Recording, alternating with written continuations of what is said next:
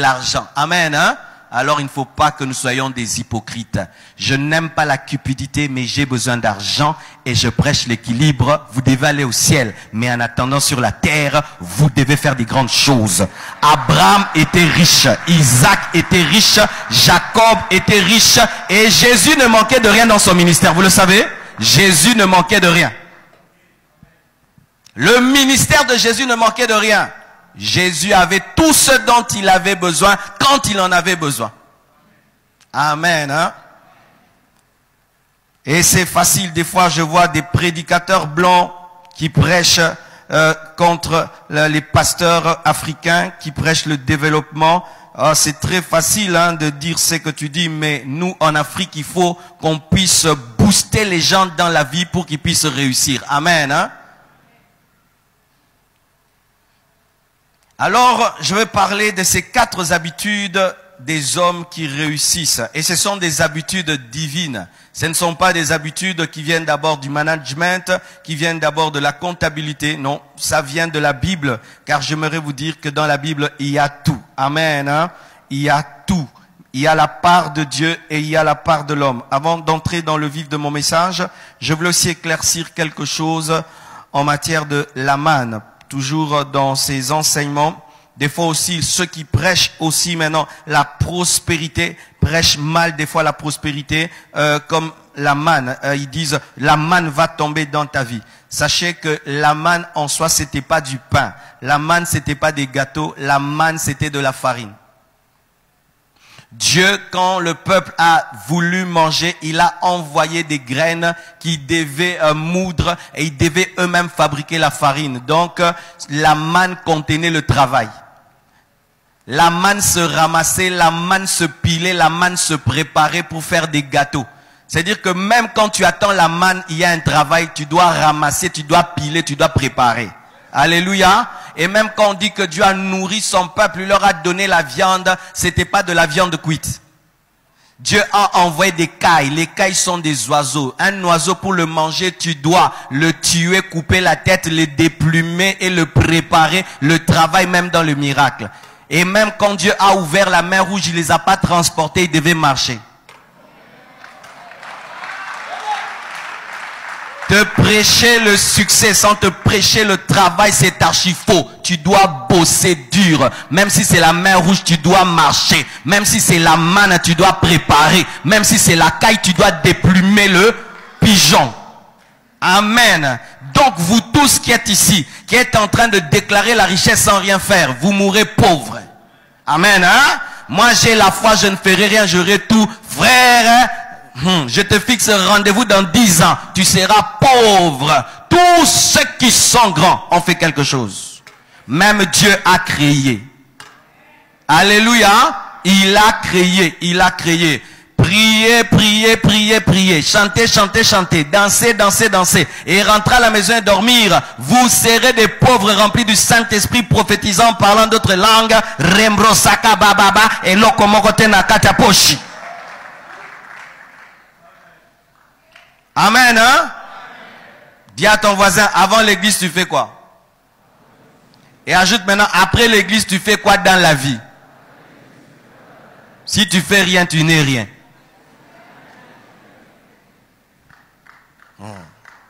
Amen.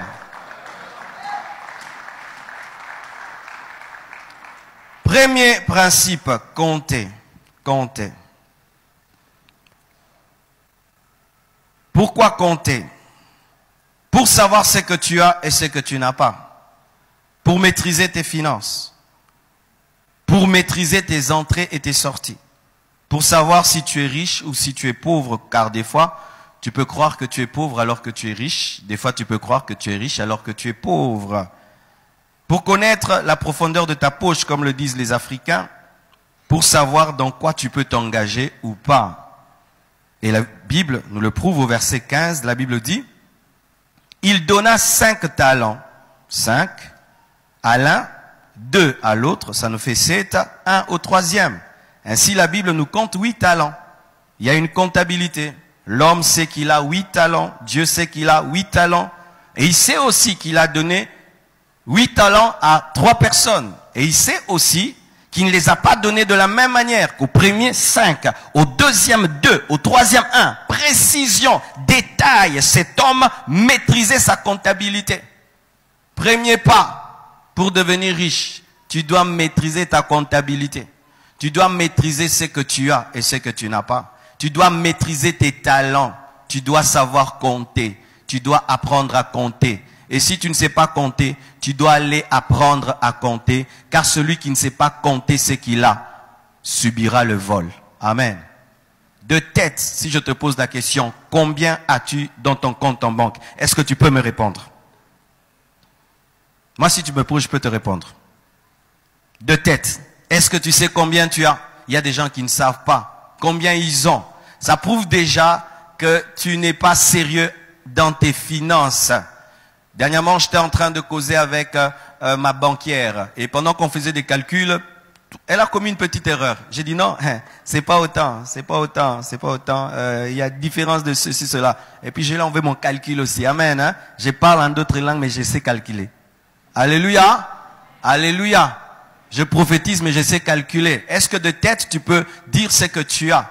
Est-ce que de tête, tu peux dire ce que tu as? Et de tête, est-ce que tu peux dire ce que tu as donné à telle entreprise, à tel investissement, à tel? Il pouvait dire, j'ai donné 5 au premier, j'ai donné 2 au deuxième, j'ai donné 1 talent au troisième. Est-ce que tu maîtrises cela? Beaucoup d'hommes deviennent pauvres parce qu'ils ne maîtrisent pas. Et comme tu ne maîtrises pas, quelqu'un maîtrisera et celui qui te contrôlera et celui qui va te gérer. Amen.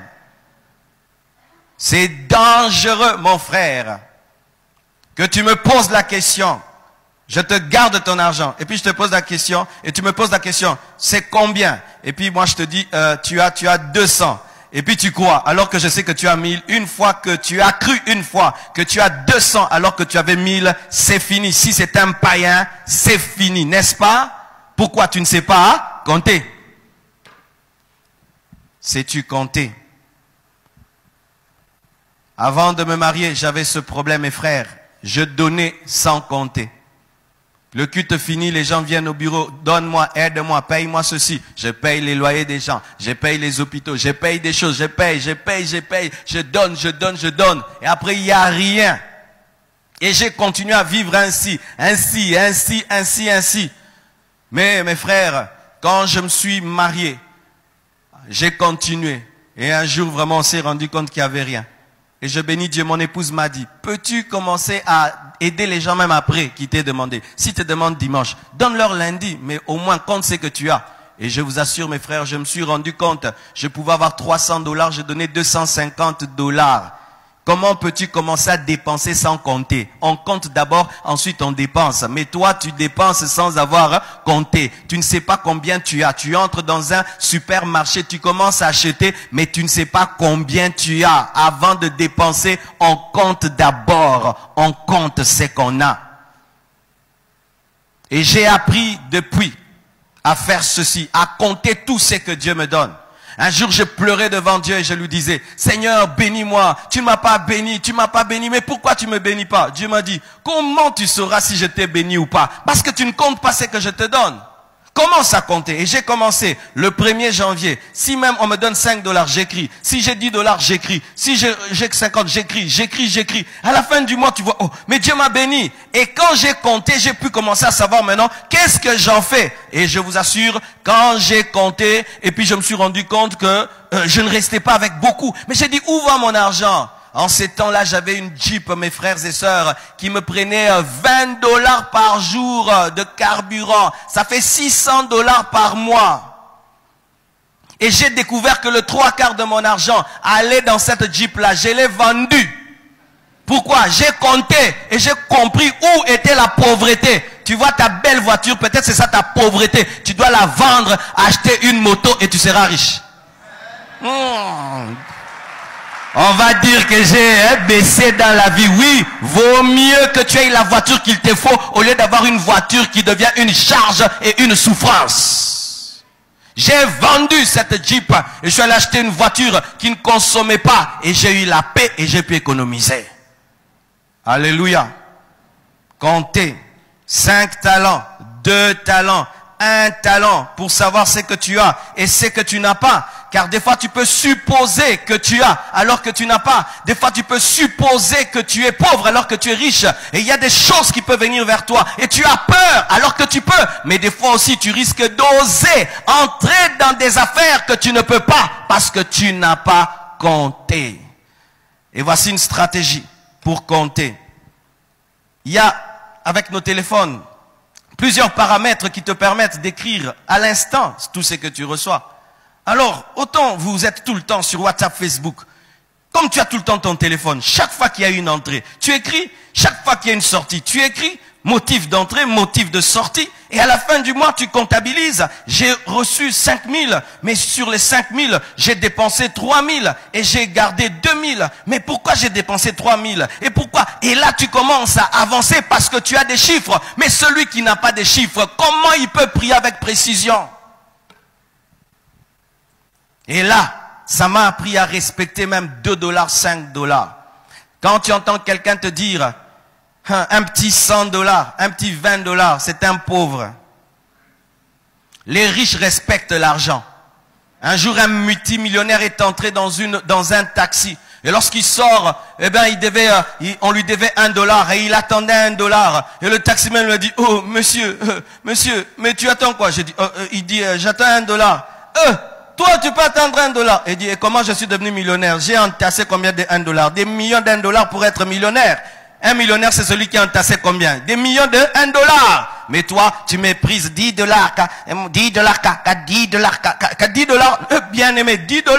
Retrouve-toi dans un endroit où tu es déconnecté de tout le monde et tu dois faire un appel. Tu auras besoin de 10 $. Alléluia. Retrouve-toi sans argent, tu n'as que 10 $. C'est quand tu respecteras 10 $. Frère, moi j'ai appris dans ma vie à respecter même un sachet de sucre, un sachet de lait, un pain, c'est l'énergie. Ah, tu vois, toi le pain c'est un pain, mais moi le pain ce n'est pas du pain, c'est de l'énergie pour prêcher. Parce qu'il fut un temps, rien qu'un pain pouvait me permettre de tenir toute une journée. Énergie. Ah oui, mon frère. Tu méprises l'argent et tu attends des grandes sommes pour compter. Alors que celui qui peut compter des petites sommes saura compter des grandes sommes. Mais toi, tu attends avoir des grandes sommes pour commencer à compter. Alors que Dieu t'éprouve dans les petites sommes avant de te donner des grandes sommes. Et il y a une chose que j'aime dans ce verset. On dit selon leur capacité. Dites selon leur capacité. Tu vois, on dirait qu'il y a une injustice. Au premier, il donne 5. Au deuxième, il donne 2. Au troisième, 1. Mais pourquoi ça? Mais quand tu suis l'histoire, je lui donne raison. Il ne fallait pas qu'il donne au troisième, même 1. Il fallait qu'il lui donne 0. Mon frère, tu as ce que tu as parce que tu dois l'avoir. Parce que Dieu sent que ta capacité, ce n'est pas une capacité de millionnaire. C'est pourquoi tu ne peux pas avoir les millions. Dieu t'a testé avec 10 000 $, ça t'a donné des vertiges jusqu'aujourd'hui. Comment Dieu va ajouter un 0 derrière? Alléluia. Certains, si seulement maintenant on lui donne un 100 000 $, il aura des insomnies et des maux de tête et il verra les démons partout et les sorciers partout. Il risque d'avoir un AVC. Dieu ne te donnera pas parce qu'il t'aime beaucoup. Tu resteras dans les 1000 toute ta vie. N'est-ce pas que depuis que tu as eu l'argent, tu as trompé ta femme? Si tu étais resté pauvre, tu n'allais jamais tromper ta femme. C'est pourquoi tu vas garder ton niveau de salaire toute ta vie. Parce que Dieu veut t'amener au ciel.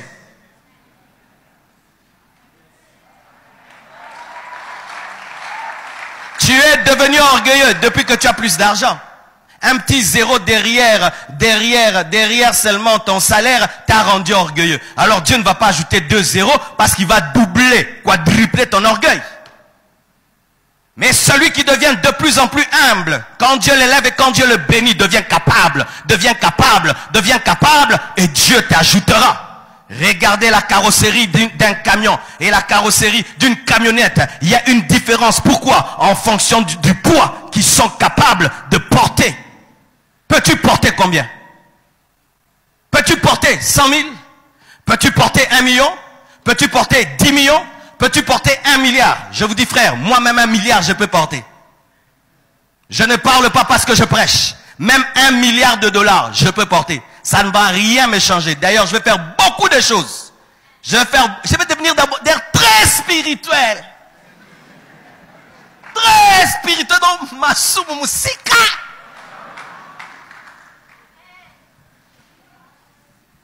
Je vous dis là, je suis seulement dans la chambre, non?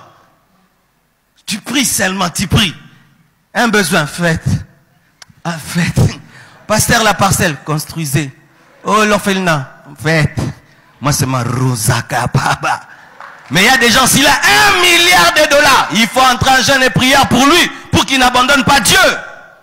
La preuve, le jour que tu as eu cette somme d'argent, qu'est-ce que tu en as fait? Tu allais fêter. Alors que Dieu t'avait donné un fonds de départ, toi tu allais fêter.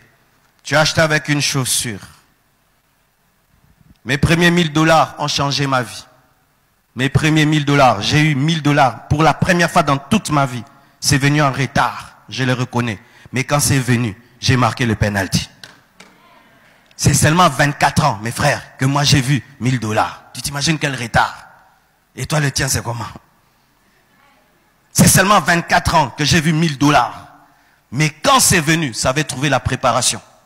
J'ai pris ces 1000 dollars. 100 dollars, j'ai donné ma dîme. 900 dollars, je suis allé avec 600. J'ai payé ma garantie. Et puis, j'ai acheté un réchaud, 2 plaques. J'ai acheté un lit. J'ai loué une combi. Et je suis allé habiter chez moi jusqu'aujourd'hui. J'ai quitté mes parents par 1000 dollars. Mais toi, tu habites toujours chez tes parents, mais tu as eu 5000. Tu as acheté quoi? Bilele. Un sapeur habitant chez ses parents. Quelle honte. Un sapeur habitant chez les parents. Alors que ta chaussure peut te payer le loyer. C'est honteux. Très très honteux. C'est que tu dépenses tous les jours, c'est le fonds de départ de quelqu'un. C'est pourquoi je n'aide plus les gens sans les regarder. Oui. Un jour, un jeune homme est venu me voir. Pasteur, donne-moi, donne-moi. Pendant qu'il parlait, j'ai regardé sa chaussure, 300 dollars. Je regarde son pantalon. Pantalon, 200. Chemise, 100. Montre, 200 dollars. Parfum, 300. Et puis, il est en train de me demander 300 dollars. J'ai dit, vends ce que tu as. Tu es un paresseux. Tu économises sur ma tête. Tu sais, il m'a dit, pasteur, merci. Tu m'as dit ce que personne ne m'a jamais dit. Il est parti, il est devenu un grand homme d'affaires. Parce que je l'ai réveillé. Pourquoi pendant que les autres travaillent, toi tu économises? Pour te payer des belles choses pendant que boss dur. Eux boss dur, ils se privent, mais toi tu veux la belle vie, mais sans souffrir. C'est ça le problème des gens qui deviennent pauvres. Ils aiment avoir l'argent, mais ils n'aiment pas payer le prix. Compte et tu sauras. Alléluia. Ainsi, si tu ne peux pas dire de tête combien tu as, ça prouve déjà que tu es négligent. Et si tu ne peux pas dire de tête combien tu dois, donc tu es encore négligent. Et si tu ne peux pas répondre si tu es riche et pauvre, ça prouve encore que tu n'es pas sérieux. Es-tu riche? Réponds. Es-tu pauvre? Réponds. Oui, tous, spirituellement, nous sommes riches en Jésus-Christ. Amen. Mais je parle de la richesse de cette terre. Es-tu riche? Es-tu pauvre? Tu dois le savoir. Parce que quand tu es riche et tu ne sais pas que tu es riche, tu vas même donner à Dieu et aux autres comme un pauvre. Et si tu es pauvre, tu penses que tu es riche, tu vas t'engager dans des choses qui vont te créer des problèmes. Alléluia. Qui es-tu? Deuxièmement, garder. Dites garder. Pourquoi il faut garder? Pour ne pas être dépensier. Pour économiser. Pour sauter sur une occasion en or. Pour préparer le futur, pour être à l'abri en cas de besoin. Alléluia. Matthieu 25, verset 27 dit, « Il te fallait donc remettre mon argent au banquier, et à mon retour, j'aurais retiré ce qui est à moi avec un intérêt. » Il fallait garder mon argent auprès du banquier. Il faut garder. Après avoir compté, tu dois savoir garder. Pourquoi il faut garder? Pour ne pas être dépensier. C'est pourquoi moi, ça c'est ma conviction, je n'utilise pas trop, d'ailleurs j'ai arrêté d'utiliser la carte, j'utilise pas. Parce que cette carte-là, elle est trop cool, elle est trop fashion, hein, et tu vas faire des dépenses fashion, mais que tu vas sentir. Vous voyez quand tu la carte là, ça fait cool, hein. Tu vas là-bas, on swap, tu vois le bruit là, mais 2 2000 sont partis. Ah, depuis, je ne fais pas ça. Je n'ai sur moi que ce dont j'ai besoin. Tout le reste, je mets en banque. Et je me suis conditionné, pour sortir l'argent, il faut un chèque. Tu vois, le chèque, c'est comme un devoir des classes, quoi. Tu dois remplir les noms de la personne, le montant, la signature, et tu as tout le temps de réfléchir. Mais la carte, et à la fin du mois, 0. Oh, non, c'est là une ligne.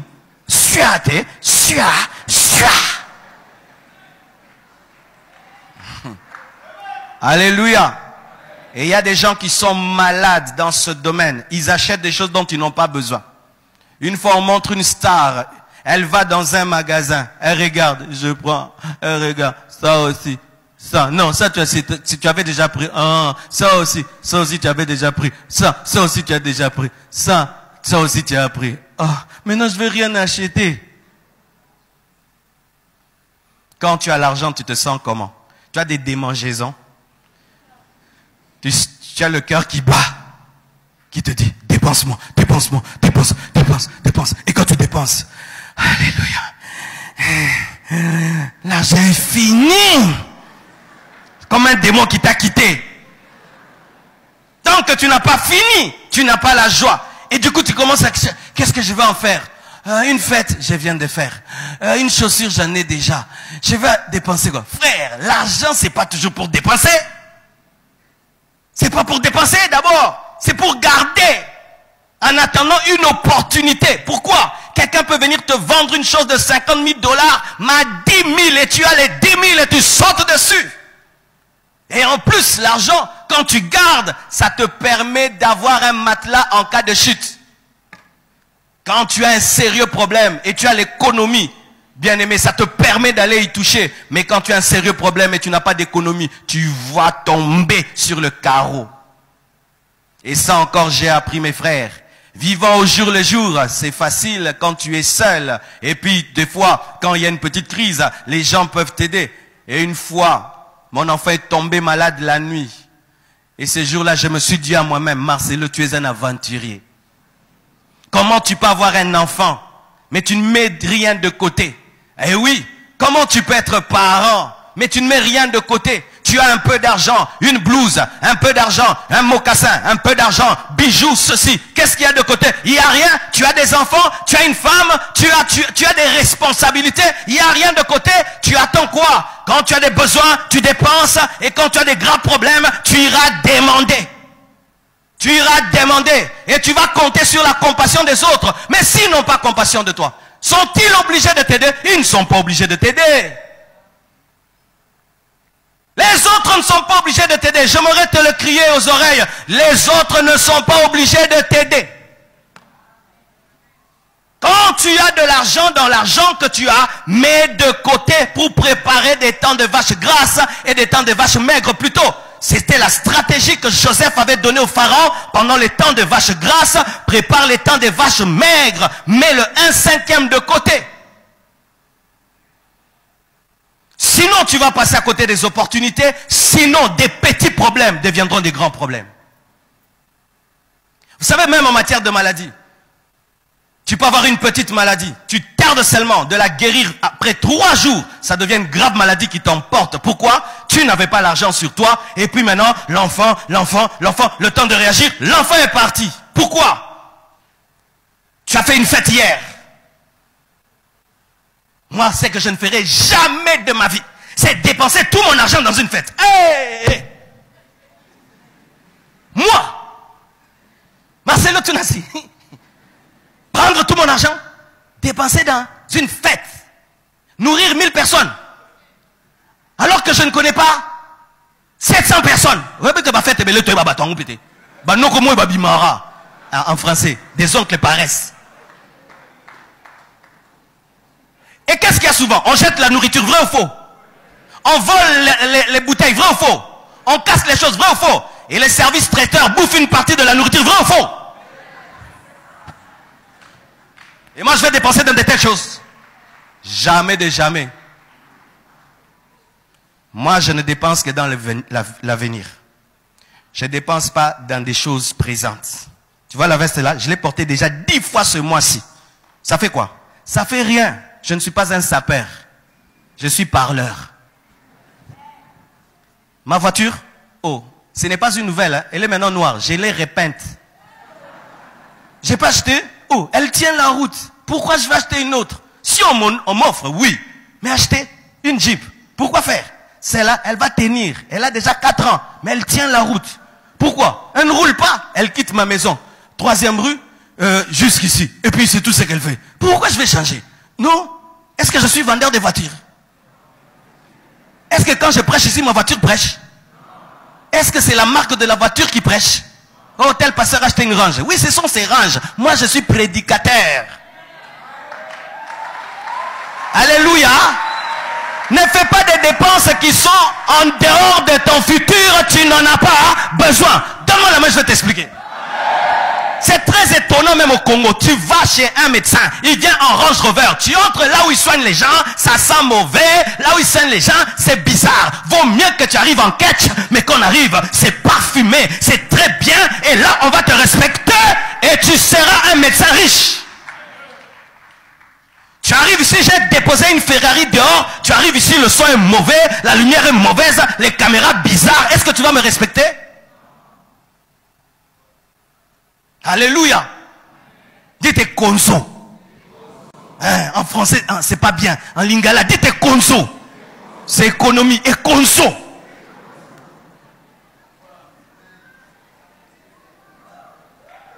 Alléluia. Pour ne pas être dépensier, pour économiser, pour sauter sur des occasions en or, pour être à l'abri. Mais il faut bien garder, dites bien garder. Parce qu'il y a garder dans la terre et garder auprès du banquier. Si vous lisez bien, on parle de ce travailleur qui a gardé dans la terre. Et son maître n'était pas content parce qu'il avait gardé dans la terre. Mais il lui a proposé de garder dans la banque. C'est dire quoi? Lorsque tu épargnes, il faudrait que ton épargne engendre des intérêts. L'épargne qui n'engendre pas des intérêts, c'est de l'argent perdu. C'est pourquoi ne gardez pas de l'argent à la maison. Parce que si tu gardes 100 000 $ à la maison, après 10 ans, c'est 100 000 $ et c'est une perte. Gardez l'argent en banque et demandez à la banque de vous payer des intérêts. Pourquoi? Parce que ton argent en banque ne reste pas en banque, il est prêté à d'autres personnes et ces personnes payent des intérêts et donc la banque aussi doit te payer sur ton argent. Tu peux garder un peu d'argent à la maison, mais pas des grandes sommes. Ne faites pas ces choses. Vous creusez un trou, vous mettez l'argent. Et bon, c'est nyoka kekuna. D'autres mettent dans le matelas. Oh là, les langos. D'autres même sous le coussin. Donc, chez toi, il y a un coffre-fort et il y a tout ton argent. Mais tu es en danger. Et j'ai remarqué quand tu gardes l'argent à la maison, c'est comme si les gens ont des antennes, ils sentent qu'il y en a. Tout d'un coup, on commence à te demander l'argent. Tu as déjà senti ça? C'est comme s'ils ont des paroles de connaissance. J'ai toujours senti quand j'ai un grand projet à réaliser, c'est comme si c'est le monde entier qui s'est décidé de me demander de l'argent. Chaque fois que je vois ça, je dis, esprit de pauvreté, tu ne m'auras pas. Gardez l'argent en banque avec des intérêts, ou si tu as beaucoup d'argent, tu ne sais pas quoi en faire, tu peux garder ça dans l'affaire de quelqu'un. Au lieu que tu gardes 100 000 chez toi à la maison, 200 000 chez toi à la maison, cherche quelqu'un qui fait des affaires, quelqu'un en qui tu as confiance, tu dis, je te confie cet argent, tourne ça et tu me donneras des intérêts dans ton business. Je deviens partenaire dans ton business. Le temps que j'ai un business en tête, j'entre dans ton business, comme ça, nous devenons partenaires le temps que j'ai mon business en tête. Mais l'argent 100 000 gardé, regardé, recompté et regardé ne se multiplie pas. Parce qu'il y a des gens, quand il a l'argent, il compte, il dépose. Des jours, il compte encore, il dépose.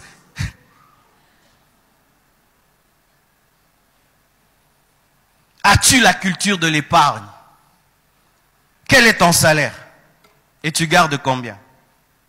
Si même tu ne peux pas et beaucoup épargner, épargne même 10 $, épargne même 20 $, diminue tes dépenses, épargne, épargne. Souvent, nous n'arrivons pas à épargner parce que nous refusons de diminuer nos dépenses. Ah oui, tu veux garder le standard alors que tu ne peux plus garder le standard. Des fois dans la vie, il faut reconnaître. Je pouvais avant avoir du lait matin, midi, soir, mais j'enlève le lait, je mets que du thé. Je pouvais, la viande, non, j'enlève la viande, je mange des légumes, mais je dois épargner pour un but. Lorsque vous entendez l'histoire de tous ces jeunes qui ont bouleversé le monde, ils ont pris des chambres où ils étaient à 10 dans ces chambres, ils mangeaient du pain et du lait en train de travailler sur des ordinateurs pour engendrer des entreprises, mais tout leur argent allait dans l'achat du matériel. Mais tu veux à la fois une bonne vie et à la fois tu veux épargner. Il y a un temps où on accepte de souffrir pour épargner afin d'avoir une bonne vie. Réveille le frère qui dort à côté du panier. Lui, il n'a aucun projet. Oh. Moi, j'aurais aimé qu'on me dise ça à 15 ans. Hein. Alléluia, c'est que je vous enseigne. J'aurais aimé. J'aurais aimé qu'on me le dise très tôt. Parce que non, nous avons prêché, Jésus revient bientôt et puis ne fait rien. Et jusque là, on a maintenant des enfants.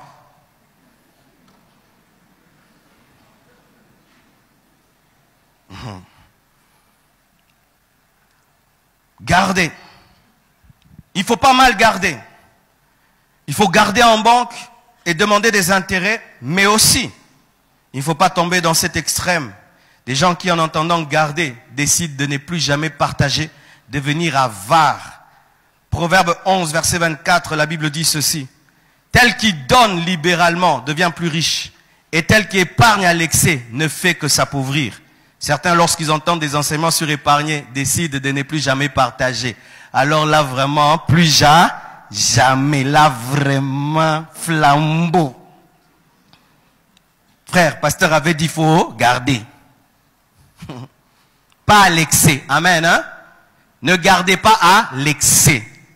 Ayez la part des pauvres. Ayez la part de Dieu. Ayez la part des autres. Parce que si tu tombes aussi dans le piège de tout garder, tu ne sauras pas partager, tu ne sauras pas donner, tu ne sauras pas être fidèle dans tes dîmes, dans tes offrandes, et tu deviendras davantage pauvre. Pourquoi? Parce que lorsque tu garderas et tu voudras investir, Dieu viendra récupérer ce qui est à lui dans ton investissement. C'est quand vous voyez quelqu'un faire une affaire d'1 million de dollars et puis il est escroqué, Dieu a récupéré ce qu'il avait gardé à l'excès.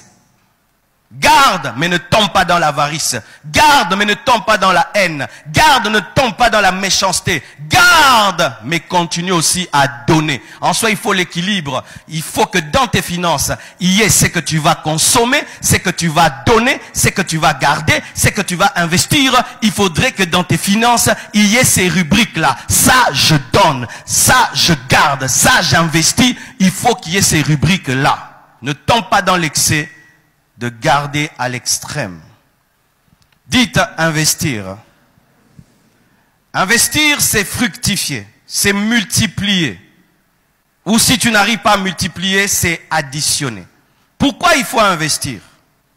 Pour avoir des bénéfices, pour avoir des plus-values, pour accroître ta puissance financière, pour s'aimer afin de récolter, pour avoir des intérêts. Matthieu 25, versets 16 à 17 nous dit ceci. Aussitôt celui qui avait reçu les 5 talents s'en alla pour les garder? Non. Les fit valoir et il gagna 5 autres talents. Donc il a eu 10. De même celui qui avait reçu les 2 talents en gagna 2 autres. 5 en donné 10, 2 en donné 4. Alléluia. Investir. Après avoir gardé. Si tu n'investis pas, ton argent est perdu et tu vas stagner. Un jour, je pose la question à une femme très riche. Je lui dis, combien tu as en banque? Elle a dit, c'est un temps, j'ai rien. Oh, j'ai dit, comment tu n'as rien? Vu ton niveau, tu devais avoir beaucoup. Elle a dit, non, non, non. Qui te dit que l'argent on garde en banque éternellement? Moi, je garde l'argent en banque le temps d'avoir une idée. Et une fois que j'ai une idée, je prends mon argent et j'investis dans cette idée pour multiplier l'argent. Ne te glorifie pas d'avoir autant en banque, c'est une étape. Mais si tu restes à cette étape-là, ton argent est en train de chômer. Tu dois aller à une autre étape où tu investis. Tu sèmes cette graine que tu as gardée pour qu'elle puisse se multiplier. Investir. Amen. Un semeur qui se glorifie d'avoir 1000 sacs de riz c'est bien. Mais s'il investissait ces 1000 sacs de riz, il aurait des millions de sacs de riz. Et te glorifier d'avoir autant en banque ou autant en caisse, c'est une bonne chose. Mais si tu n'investis pas dans une affaire cet argent, tu n'es pas différent de celui qui a échoué. Investissez. Mais en matière d'investissement, il faut avoir des bons conseillers. Des fois, je vois des gens qui se lancent dans des investissements comme des folies ou par imitation. Loufou, loufou, loufou, loufou, loufou. Tout le monde loufou, loufou, loufou, loufou, loufou.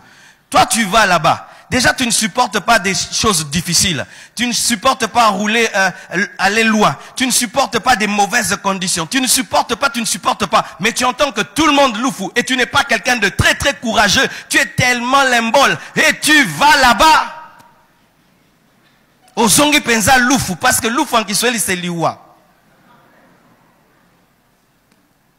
Tout le monde va en Chine. Et toi aussi tu vas en Chine. Tout le monde va à Dubaï. Et tu vas à Dubaï. Il faudrait que tu puisses découvrir ce que Dieu t'appelle à faire. Et commencer petit et devenir grand sans tomber dans l'imitation. Mais en soi, voici l'affaire. Une affaire, c'est quoi? C'est découvrir les problèmes de tes contemporains et les résoudre. C'est tout.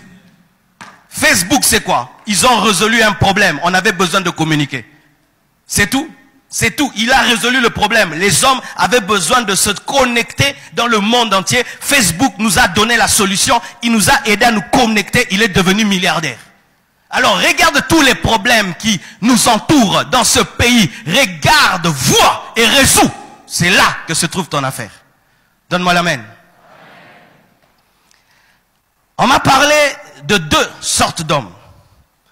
Une entreprise qui fabriquait des chaussures va envoyer un premier pour aller faire une prospection dans une nation. Le monsieur va et il revient, il dit, ah, PDG, nous n'allons pas réussir. Pourquoi?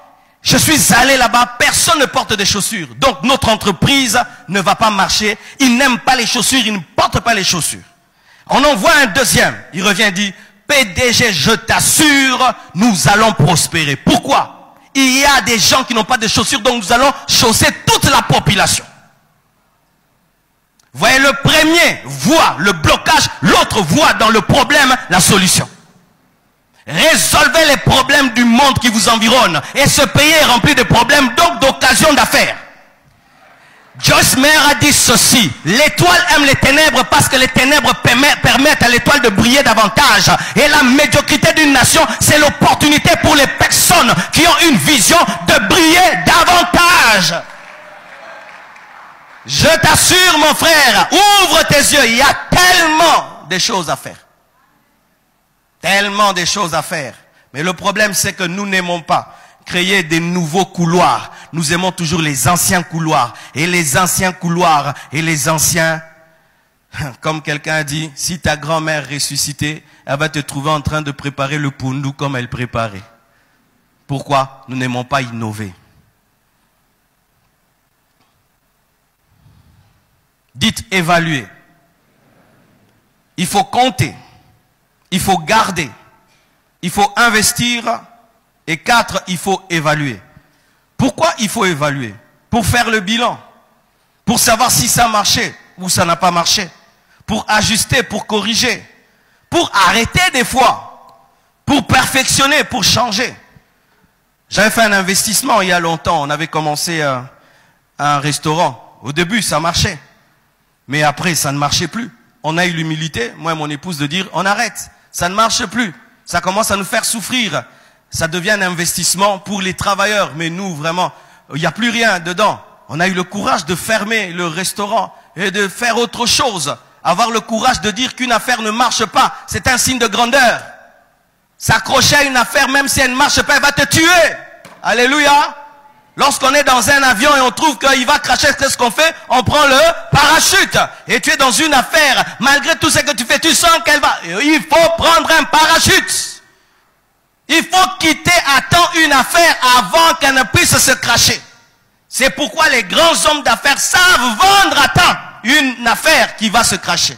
Savent quitter à temps une affaire. C'est quand vous voyez quelqu'un acheter un hôtel, après 5 ans, Il lâche l'hôtel. Et puis quelqu'un d'autre prend et l'autre lâche. Mais des fois le problème, nous sommes des jusqu'au boutistes. Tu veux demeurer dans le torrent de Kérit même s'il a tari. Hein? Ça c'est notre business de la famille. Hein? Notre business de la famille. Hein? Notre business de la famille. Le business de la famille ne marche plus. Votre business de la famille, mettons, c'était le pain, faire le pain. Alors vous, votre pain vous coûte très cher, la farine très chère et tout le reste, et vous travaillez de manière artisanale. Ça fait que votre pain, mettons, coûte 5000 francs.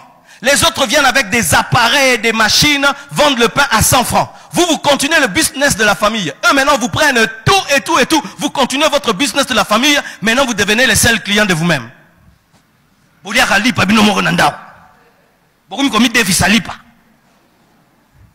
Il faut laisser. Amen. Hein? Il faut laisser. Parmi les qualités des hommes qui réussissent, ils savent admettre qu'ils ont échoué. Attends. Parce que si tu reconnais en retard, tu risques d'amener ta famille et tout le monde dedans et tu meurs, tu laisses des dettes et des problèmes parce que tu n'as pas compris à temps que ça ne marche pas. Parce que tu peux aimer une affaire, mais l'affaire ne t'aime pas. Oui, tu peux aimer une affaire, mais l'affaire, elle ne t'aime pas. Il faut la laisser. Tu commences le taxi, on t'escroque la première voiture, deuxième voiture, troisième voiture, quatrième voiture, cinquième voiture. Laisse, amen, hein? Laisse, cherche autre chose. Et nous, quand on a vu ça, on a dit, pourquoi nous, ça n'a pas marché? On a dit, ah non, si tu ouvres un restaurant, tu dois être souvent là-bas. Est-ce que nous deux, on a le temps d'aller au restaurant? Non, nous, l'église nous prend beaucoup de temps. Donc, un business pareil, un pasteur, c'est difficile de faire si tu n'as pas des personnes vraiment que tu peux mettre là tout le temps. Donc, comme nous n'aurons pas le temps de surveiller et d'être là au départ, ça ne sert à rien parce qu'il ne faut pas commencer une affaire que tu ne vas pas surveiller. On a laissé tomber, on a reconnu nos limites, que notre emploi du temps nous empêche de faire un tel business.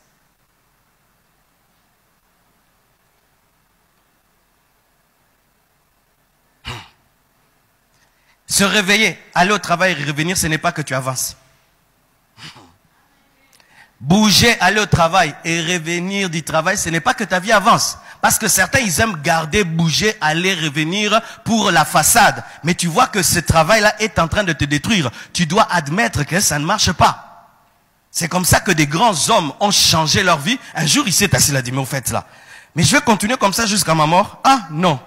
Non. Il vient vraiment, patron, je démissionne. Comment? Pourquoi? Je commence mon affaire moi-même. Mais tu es fou. Oui. Il faut que je fasse cette folie à temps. Sinon, là, je mourrai. Amen, hein? Évaluer. Si ça marchait ou si ça n'a pas marché. Pour arrêter ou pour continuer. Ou pour davantage investir. Parce que quand tu évalues, mettons, tu as un restaurant. Dans ce restaurant, tu vends du pain, tu vends du sucré, tu vends de la charcuterie, tu vends. Quand tu évalues, tu veux te rendre compte que non, ce qui marche le plus, c'est le pain. La charcuterie n'est pas aimée. Et ceci, tu enlèves cela et puis tu te concentres dans le pain. Mais si tu ne sais pas évaluer, tu ne sais pas ce qui marche et sur quoi tu vas te concentrer. Amen, hein? Et c'est pourquoi la Bible le dit. Vous savez, c'est écrit dans la Bible. Voyons. La Bible dit ceci. Matthieu 25, verset 19. Longtemps après, le maître de ses serviteurs revint et il leur fit rendre compte. Écoutez maintenant. Il leur fit rendre compte, donc évaluer. Et écoutez ce qu'il dit maintenant au verset 28 et au verset 29. Ôtez-lui le talent. À qui? À celui qui n'a rien produit. Et donnez-le à celui qui a les 10 talents. On prend ce qui est à un seul. On pourrait dire c'est la méchanceté. On donne à celui qui a 10 talents. Non, on enlève dans la charcuterie, on met dans les pains. Il concentre maintenant la force là où ça marche. Et la Bible dit, car on donnera à celui qui a. C'est-à-dire quoi? Il faut investir dans ce qui marche. C'est ça l'interprétation. Car on donnera à celui qui a. Et il sera dans l'abondance. Mais celui qui n'a pas, on notera même ce qu'il a. C'est-à-dire qu'il faut abandonner les affaires qui ne marchent pas. C'est ça l'interprétation financière. Mes frères et sœurs, là où ça marche, concentre tes finances. Là où ça ne marche pas, enlève tes finances. Ne sois pas un jusqu'au boutiste, à moins que tu aies reçu un réma de Dieu. Ah, si Dieu t'a dit que ça finira par marcher, ok. Mais si Dieu ne t'a rien dit, mais c'est toi-même, fais très attention, tu risques de donner maintenant les 10 talents à celui qui n'a pas produit de talent. Qu'est-ce qu'il va faire? Il va les enterrer dans la terre. qu'es-tu en train de faire dans ta vie? As-tu évalué? As-tu évalué? Mes frères et sœurs, très tôt tu apprendras cela. Très tôt tu te développeras. Et ça même, je conseille aux parents. Vous savez, souvent nous avons une culture en Afrique. On dit que les enfants, aux enfants ne donnent pas l'argent. Qui a déjà entendu ça? Moi, je suis contre ça. Amen. Quand un enfant te dit, papa, donne-moi 20 $. L'enfant ne demande pas l'argent. Ah. Vraiment. Ça va faire que ta fille, jusqu'à l'âge de 18 ans, elle n'a jamais vu 100 $. Quand un homme va lui montrer 100 $, 100. Voici ce qu'il faut faire. Prenez de l'argent, donnez à vos enfants. Et après un mois, revenez. Posez des questions. Qu'est-ce que tu en as fait? Ceci, je t'ai donné 20 €. Qu'est-ce que tu en as fait? Moi, quand je suis sorti là, j'ai vu quelqu'un, il avait faim, je lui ai tout donné. Lui, il va ouvrir une ONG. T'as un pasteur. Donc, il est même président de théologie.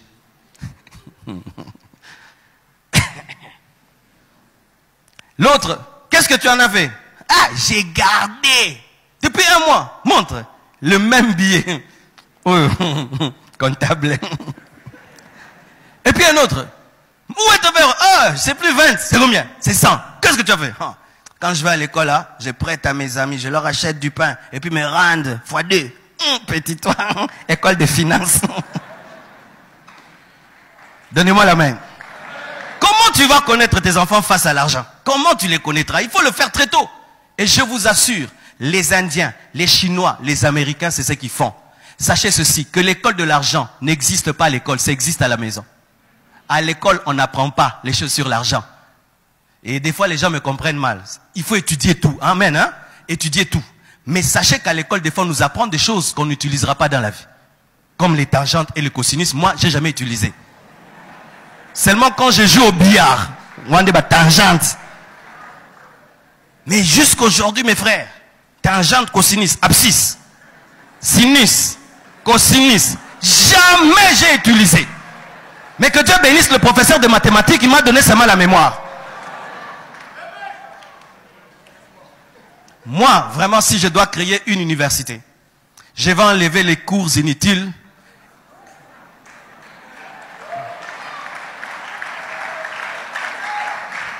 Non, écoutons-nous bien. Les cosinus, les tangentes pour les ingénieurs, pour les mathématiciens, ceux qui veulent faire des avions, eux, on leur donne ça. Mais quelqu'un qui va apprendre à parler, comme moi là, apprends-moi comment on parle, comment on bouge, comment on rend. Apprends-moi. Il y a des cours de ça aussi, vous savez.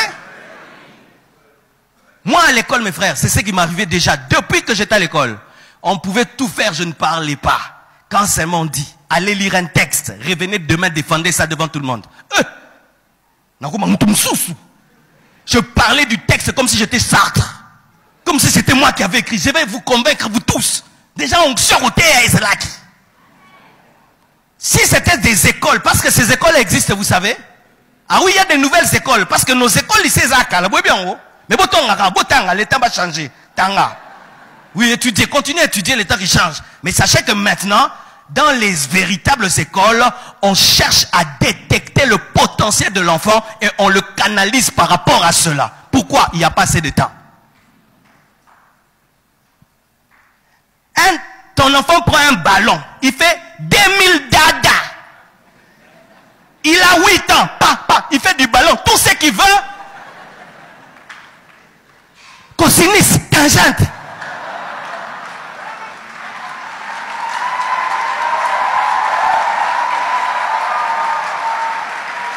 Prends-le, appelle Barcelone. J'ai le futur Lionel Messi ici. Qu'est-ce qu'on fait? Non, il doit étudier, mais il doit avoir aussi des cours de football et de ceci, mais il doit étudier mais ceci, parce que sa destinée c'est là-bas. Mais c'est ça, frère. Sinon, nous faisons des rallongements. Histoire, Diego Cao.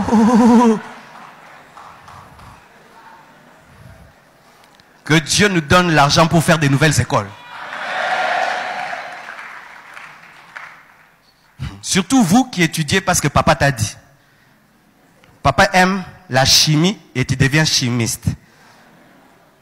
Le cerveau n'est pas toujours génétique, hein. OP là, OP là, OP là, OP là. Alors que toi, devant un ordinateur, tu deviens un génie. Quand tu touches l'ordinateur, tu deviens un génie. Mais tu fais la chimie. On te donne un téléphone, c'est comme si c'est toi qui as créé le téléphone. Mais tu es là en train d'apprendre l'agriculture. Donc chez nous, nous sommes tous des éleveurs. Mais étudier, amen. On m'a raconté l'histoire d'un vol. Des professeurs sont entrés dans un avion. Alors, avant le décollage, on leur dit, cet avion a été fabriqué par vos étudiants. Tous les professeurs sont sortis. Rapidement. Mais un professeur est resté. Les doyens de la faculté, je crois, de quoi? Des sciences. On dit, mais doyen, comment tu ne sors pas? Il dit, si c'est vraiment eux, ça ne va pas décoller.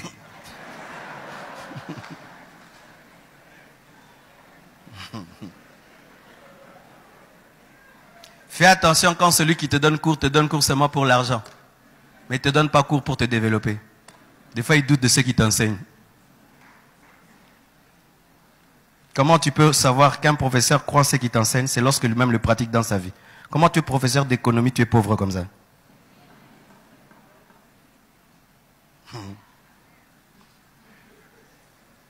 Professeur d'économie mais pauvre. Oh, mais je ne comprends pas.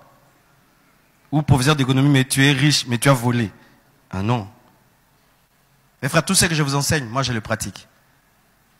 Aujourd'hui par exemple, pour avoir le crédit en banque, la banque nous a demandé, du coup comme ça, qu'il fallait avoir 300 000 $ à mettre en banque pour avoir le crédit. Nous les avons et nous les avons donnés. Amen, hein? C'est pas que je prêche seulement. Au lieu d'acheter des voitures, acheter des billets, je garde. Pourquoi? En attendant une occasion. Amen, hein? Donc quand vous donnez aussi, on chante ici, on prie pour les offrandes, on prie pas seulement, on réfléchit sur comment garder. C'est pourquoi des fois tu demandes, on ne donne pas. C'est pourquoi des fois on ne résout pas tous vos problèmes. Parce que si après le culte on résout tous vos problèmes, l'église devient pauvre. Amen, hein? C'est pourquoi des fois vous demandez, on prie seulement. Parce que si on doit vous donner tout, le jour qu'il faut affronter des problèmes, on n'aura rien.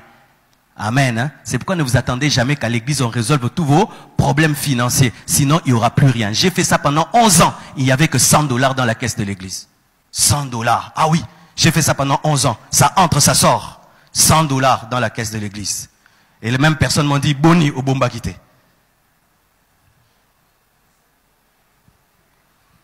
Terminons. Tout ce que je dis est vrai et est bon. Mais sachez ceci. Si tu comptes, si tu gardes, si tu investis, si tu évalues, mais si tu n'as pas donné ta vie à Christ, ce sont des principes qui vont t'aider ici-bas, mais qui ne vont pas te sauver. Car la Bible dit, que sert-il à un homme de gagner le monde entier s'il perdait son âme? Qu'est-ce que ça te sert d'avoir des millions, d'avoir des milliards, mais tu meurs, tu vas en enfer. Ces conseils sont pour les personnes déjà sauvées. Sont pour les personnes qui sont déjà nées de nouveau. Parce que tu as déjà gagné ton éternité, tu as déjà ton salut, tu as déjà la vie éternelle. Et en attendant d'aller au ciel, tu pratiques l'épargne, tu pratiques l'investissement. Mais si toute ta vie, c'est investir, épargner, mais Dieu n'a pas de place dans ta vie, sur cette terre, tu pourras avoir beaucoup de choses, mais quand tu meurs, tu vas en enfer et tu vas pauvre. Alléluia. N'oubliez jamais cela. Si tu es en ce lieu et tu as aimé ces principes, gloire à Dieu. Mais si tu n'as pas donné ta vie à Christ, la priorité de Dieu n'est pas que tu puisses pratiquer d'abord ces principes, mais que tu puisses lui donner ta vie. Car il est écrit, je souhaite que tu prospères à tous égards, comme prospère l'état de ton âme. L'âme d'abord doit être sauvée, l'âme d'abord doit prospérer, ensuite les finances doivent prospérer. Sinon, tu auras les moyens, tu auras l'argent, tu n'as pas de paix, tu n'as pas de joie, tu meurs, tu finis en enfer, ce qui n'est pas la volonté de Dieu. Que Dieu vous bénisse abondamment.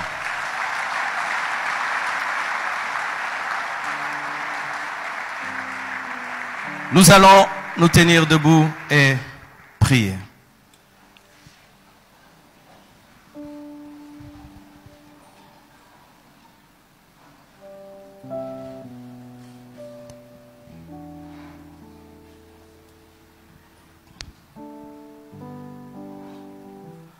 Oh Seigneur Dieu de gloire, je prie que cette parole soit une sémence de vie pour réformer, pour renouveler l'intelligence et enlever en nous, Seigneur Dieu de gloire, toute culture.